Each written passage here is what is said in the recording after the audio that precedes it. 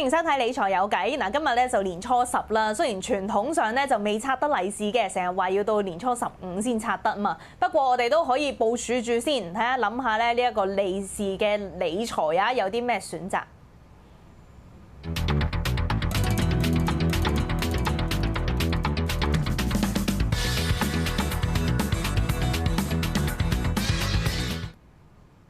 我身邊嘉賓咧有林闖恆 Alvin 喺度，早晨你好。早晨 Crystal。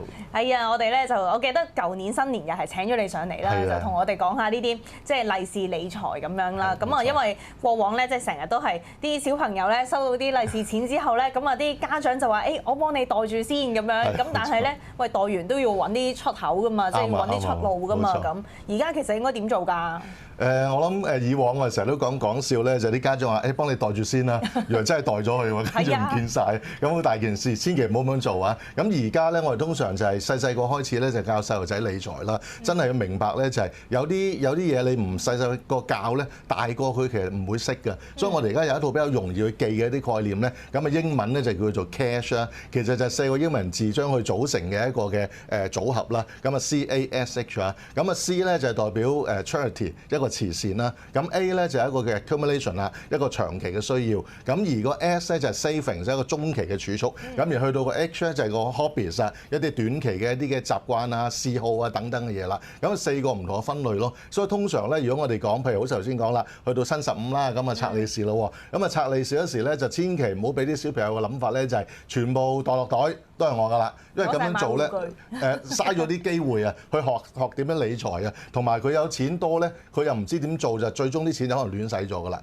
所以我哋就話俾你聽啦，不如將啲錢分咗4部分啦。咁啊 CASH 咁樣啦，慈善啦、長期需要啦、中期啦同埋短期啦。咁啊一般咧係由短期開始，即係話先話俾個小朋友聽啦，就係嗱呢一堆錢咧有一嚿咧就俾你攞去使㗎啦。你中意買乜都得，當然父母都要睇住佢啦。咁啊買乜都得㗎啦。嗱呢嚿就係分咗去先啦。咁跟住留一啲錢咧，可能係半年、1年後咧就做一啲嘅消費都係你嘅。咁亦都留一嚿咧，就可能係話將來你需要啦，譬如話讀書啊、教育基金啊都有啲貢獻啦。咁亦都要留意翻個社會咧，其實好多人咧都需要關心嘅。咁所以有一個嘅慈善啦，咁啊分咗4嚿錢咁樣咯。咁但係咧呢4嚿錢咧有冇話要點樣分配㗎？即係因為咧大家普遍啲利是錢未必會好多啦，即係可能都係幾千蚊咁樣啦。如果再咁樣分得4嚿嚟咧，可能未必好多嘅啫噃。你講啱啊，所以我哋又要俾多少少即係叫指引啦，去點樣做啦？一般咧你可以將佢分做2種嘅做法，一種係叫做1333，一種係叫1234，即係其實將筆錢咧就分做4嚿咯。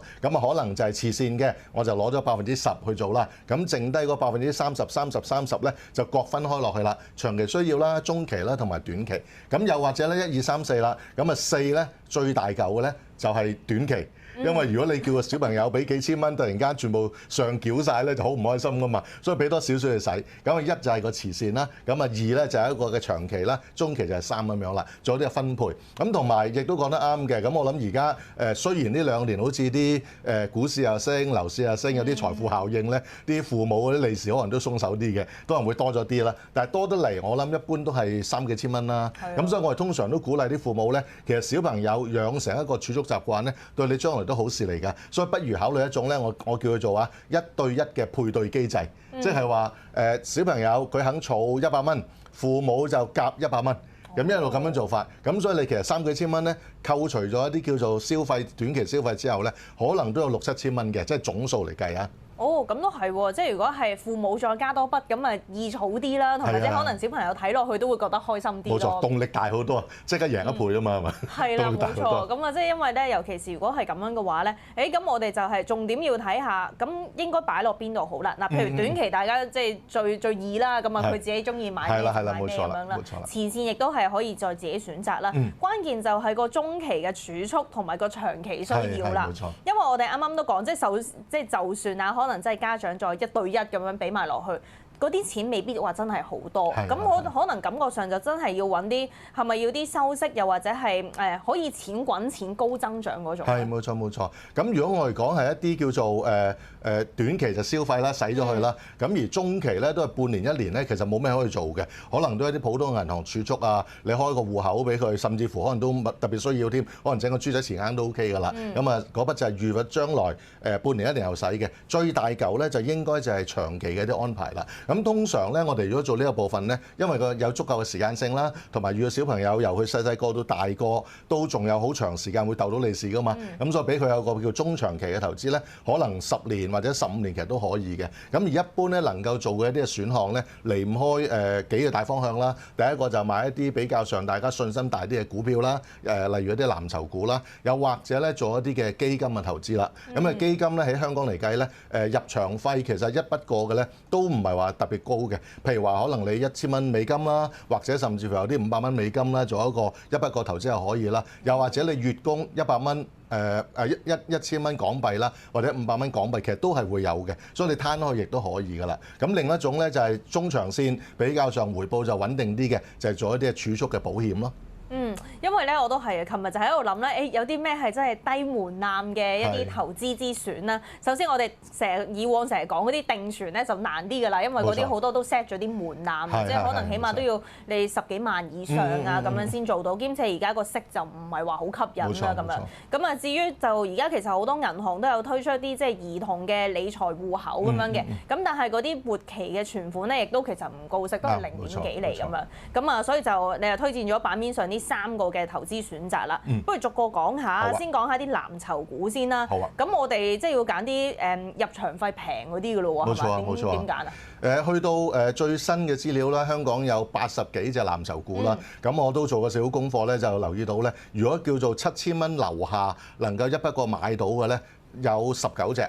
咁啊都叫做唔少嘅選項嘅。咁而19隻之中咧，如果我哋再將佢細分咧，有一啲叫做唔錯嘅收益率啦。咁有啲就係個入場費再平啲啦。咁啊喺嗰80幾隻之中咧，最平嘅咧，你見到就係一隻叫百威啦，就800蚊港幣有交易㗎啦。咁但係如果貴起上嚟嗰啲咧，都8萬9萬蚊都會有嘅。咁但係頭先講啦，7000蚊樓下嘅咧，其實都有19隻嘅。咁啊呢一堆咧，除咗係叫做入場費平啲以外咧，同埋你見到就係都有個唔錯嘅息率嘅，有4厘樓上啦。不過喺呢一度都要提一提啲父母啊，當你幫子女揀一啲股票做投資嘅時間咧，都要睇下係咪兒童不宜啦。因為雖然百威嘅入場費好平啊，不過你知佢係做啤酒嘅銷售噶嘛，所以如果對18歲以下嘅小朋友咧，可能都要特別注意翻，係咪真係要去即係投資呢一隻啊？咁啊係喎，即係可能揀股當中咧，俾小朋友咧又要多重考慮啦。諗下佢啲業務係咩都係要其中一個考慮之一。冇錯。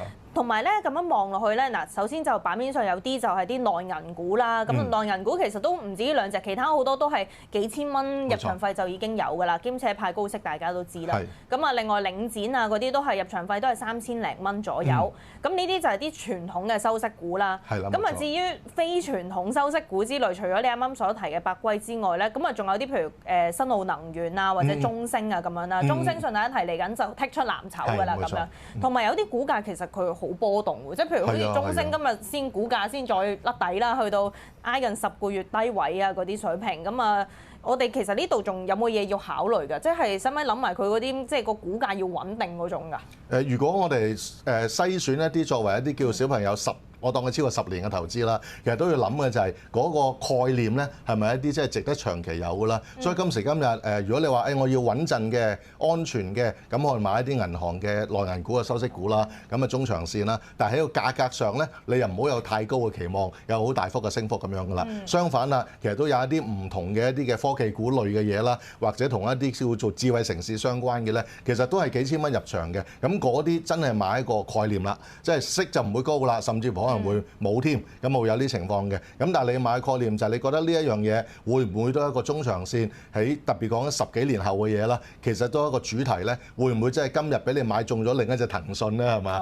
咁呢個可能就係要家長們咧去諗啦。當然啦，如果佢係咁多年嘅話咧，唔一定要年年都買同一隻嘅，可能每一年有一隻唔同嘅選項，到最終10零歲嘅時間咧，就係一個投資組合啦。其實都可以嘅。OK， 即係可以當係一個分散啲都可以咁樣去做啦。咁啊唔一定話傳統揀晒嗰啲嘅好高息股份，揀啲增長股都可以。冇錯。講埋啱啱另外嗰2個嘅投資選擇啊，即係譬如啱啱你都話啦，有啲基金其實都係1000蚊美金左右已經可以入場㗎啦。咁嗰度其實我哋有冇話要揀啲咩類型嘅咧？即係越廣泛越好，投資晒真係環球嗰種啊，定係我哋集中投資港股都得㗎啦？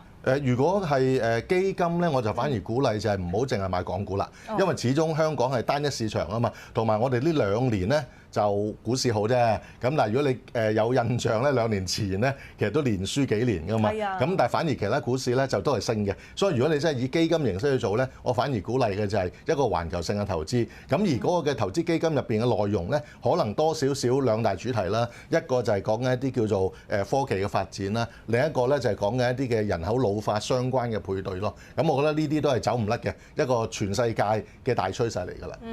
30秒時間，我想快問埋個儲蓄保險啊！你係推介我哋10年以上啦。不過咧，我諗緊近排都有個別央行開始加息㗎嘛。點解我哋唔做啲即係譬如可能3至5年啊，博佢到時加完息之後，我哋可以高啲息嗰啲咧？原因就係儲蓄嘅人壽咧，其實唔係好睇今日嘅利息嘅情況嘅，佢反而睇中長線，同埋入邊投資組合咧，都係一啲債券啦、各樣嘅一啲唔同嘅安排咧。反而你話近期嘅息口波動咧，一來係本地化嘅情況啦，影響未必咁大啦。另外就係全球性嚟計咧，其實佢一個組合咧，亦都唔係話咁受嘅影響咯。所以反而咧，儲蓄保單咧，最緊要就係時間越長咧，個回報率越高㗎啦。好簡單一啲概念嚟嘅啫。同埋亦都可以培養埋一個儲蓄嘅即係習慣啦。唔好太過波動性啦，啲嘢就。OK， 多謝晒啦，今日多謝晒 Alvin 啊，好清楚咁啊，好詳細介紹，多謝你。Thank you。